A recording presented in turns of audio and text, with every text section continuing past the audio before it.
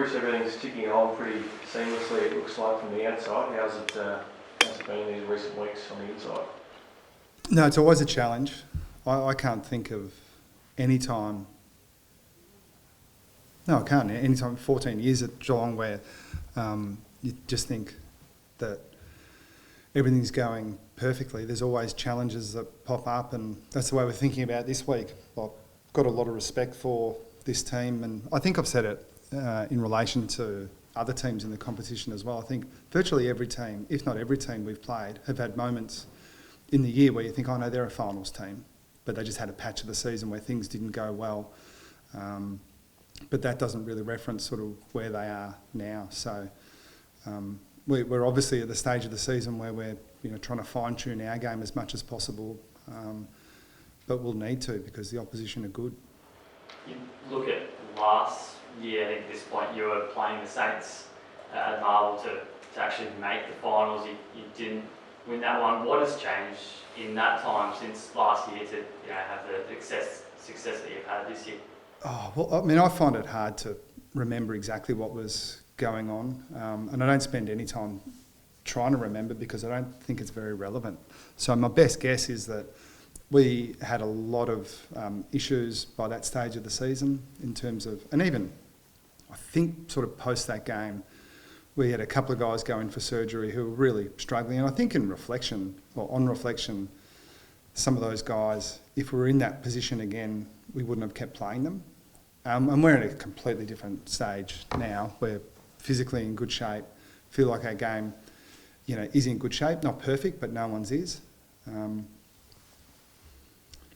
So again, I don't really sort of think about it too much. Like even we played St Kilda last in round one, and that feels a long time ago as well. So we're trying to be a little bit more, in the moment and what's in front of us. But I mean, I could talk you through all the ways in which I think we've improved over the last 12 months, but that'd make for a long press conference.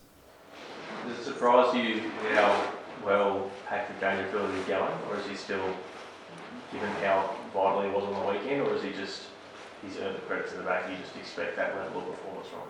No, well, we need to be thoughtful about how we manage him, and that's been going for a few years. Our strategy with some of our more experienced players, and Pat's a good example, is to not set it up expecting him to be at his best for 26 weeks in a row. It doesn't work that way with those guys. So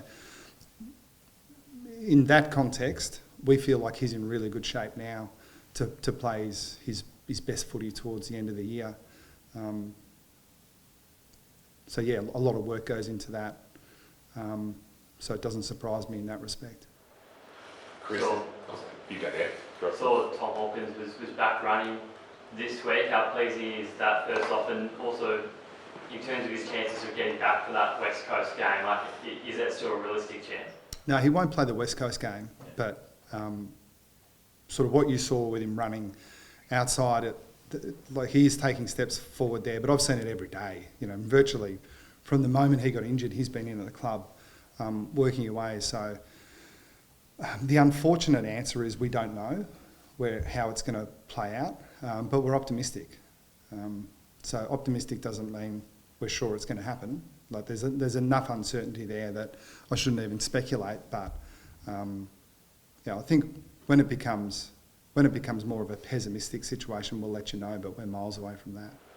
How difficult does that loom as a call for you to make in potentially the first week of finals if he's fit and ready to go?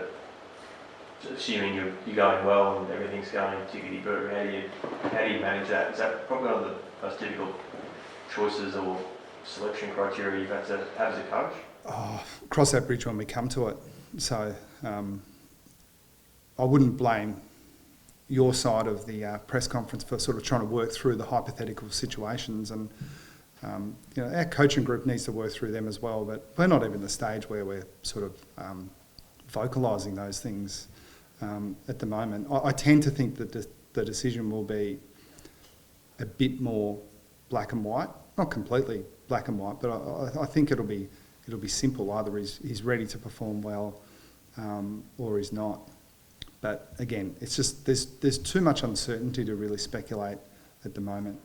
One of those hypotheticals would be, Shannon Neal or Tom Hawkins. You've spoken in the past saying that you can play all three with Cameron there. Do you still hold that view in September and from seeing it play out this year, playing them all together, do you feel that could happen in finals? Yeah, I think so, but that's one scenario of a whole bunch. I'm an open-minded optimist, but again, it doesn't mean it's going to happen. Can I ask about Ollie Henry? Chris, his body seems to have copped a bit of a hiding over the last few weeks. Is he, 100% is not the right term, but how is he sort of body-wise is probably the direct question. I was almost going to say, no, he's 100%. But then the reality is, the players get bumps and bruises. He got a bit of a contact issue last week, and played out the game and performed really, really strongly. So I don't think he's any different to a lot of players that get a bit of a knock, but had a really good week on the track, and no, he's good to go. We're excited about what he can do. Gary Rowan, Ollie Henry in the same team obviously provide very similar but also different. Gary has been the sub numerous occasions. You've tried to avoid later using as a sub. Is that something you're going to try to avoid again tomorrow night? I can't think of a way to answer the question without telling you what we're going to do. Is that evasive enough? Yeah. It's better than no comment, isn't it? Yeah. He's in the 23. Can I ask just about Jet Hughes? Obviously, came back, played a couple of games, got squeezed last week. You did make a late change. You went with Mullen over Hughes. Is there something that Jed needs to be working on to get him back into the 23? Or was it just a situational? I think you had both at your disposal last week when you pulled Gary out. Can you just talk us through that? Yeah, so it's the decision. Every player that's out of the team has some things that they can work on, but they're not glaring things with Jed. He came in and we were happy with the way he played. We just went with a different positional type, like for a specific role that we had in mind. And sometimes that's where it comes down to. It's not a great answer for players that have been left out of the team have rolled their eyes at the old team balance excuse, for decades. But the reality is sometimes we pick a certain type of player. And even if it looks subtle from the outside, internally we think those differences are really important, and that's just the way we've decided to go the last 2 weeks. But the good news is he came in and played well, and he's a very viable option for us moving into the next phase. So bit disappointing for him, I'm sure, but he's fit, we think in good form, ready to come in and perform if the opportunity arises. With Bruin out, was it a line ball between Nevitt and Hardy? Yeah, it's close. We've got a group of those younger midfielders, and I include Ted Closey in that as well, who's in the protocol, so unavailable.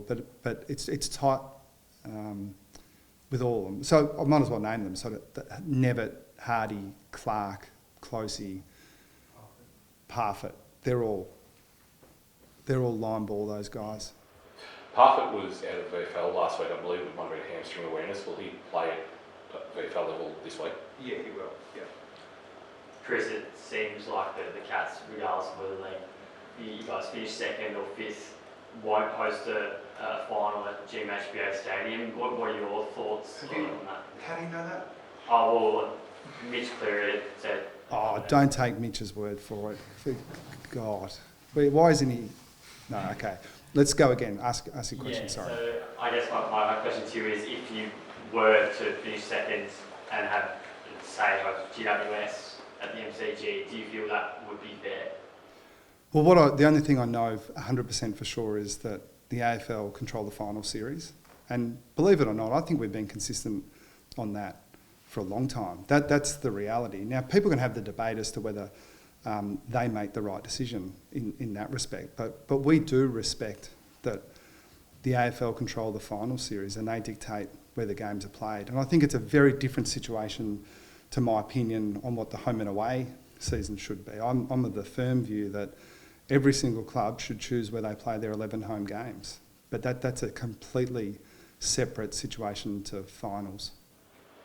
Fair enough. And on wildcard rounds as well. Do you have a view on that, if that comes into the AFL's thinking next year? I do, but it's only based on wild card kind of scenarios that have been put to me, and I think they're miles away from what those scenarios are. So it would be a stupid person to have a strong opinion on something that they don't know the details on. So are you comfortable? I know you understand that the AFL decides the final series, they control it. Are you comfortable with how they're controlling it currently? Are you comfortable with the setup? Well, I just don't see what difference it makes to be comfortable or uncomfortable. I'm neutral. If you're on a roll, keep going on. I can say a heap of different versions of no comment.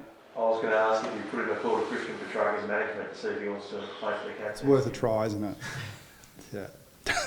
Do you think behind closed doors, in your experience at players, is it actually healthy for players to be having those conversations with clubs about the direction of it? How big a say do your senior players have in the direction of the club? And are they always comfortable in coming forward and saying, I think we need to be doing this better, that better, or is that more of a, you're the coach, you tell them? Oh, look, we don't work that way. It's not. We don't have the the teacher-pupil relationship. If anything, I think that our coaches and support staff work for the players. So it would be crazy to think that if in that scenario they don't have a big say in how things are done. But there is a line there. There is a point where if you allow the players to run the show, given there are 45 of them, you're going to end up confused and disorganised. But I can't imagine that there's any club in the competition that wouldn't listen to their best players around the ideas that they have. And I think the best players, and I think this goes for coaches as well, like I have strong opinions on things that happen internally at the Cats, and often people who get to make the decision have a slightly different view, and then so it's my role to jump on board. Like we walk out of meetings all the time. List management's a good example. I'm not going to walk you through the exact examples, but there have been times where I have had a different view to our list management team.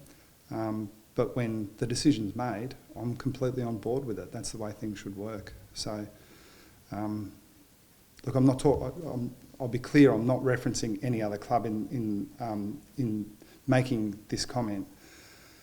But I do think that the challenges sometimes arise when some of those internal healthy disagreements become public. I don't think that's preferable. Is this the last weekend you manage players, Chris, knowing you'll have the week gap, or will you look to potentially use next week, or is it situated? Yeah, a bit hard to predict, but probably. But there's always things, or often things that pop up that mean you need to adjust a bit on the run. So I think in a perfect world you sort of sit there and say, well, with a pre-finals bye, not many guys would need 2 weeks off. But I think like Sam De Koning's a good example. Like he's, we'll have to think long and hard about whether we play him in the last round of the season. So I don't think you'd strictly call that management, but so whether I think there are scenarios where it's not absolutely compulsory that we push guys to play that game to be available for finals. Is your captain one, obviously put a body of work together over the last 7 or 8 weeks, is he one that you think about giving a longer freshen up, or is that not in your thinking? No, again, sort of not ruling anything out necessarily, but we do have a plan that we think is being executed pretty well so far with him. So, yeah, there might be something that sort of pops up, but not at the moment. Craig McRae shared his view on the home ground advantage for umpiring last week. Do you have a view on that yourself, whether it's here at GMHBA or when you're playing away?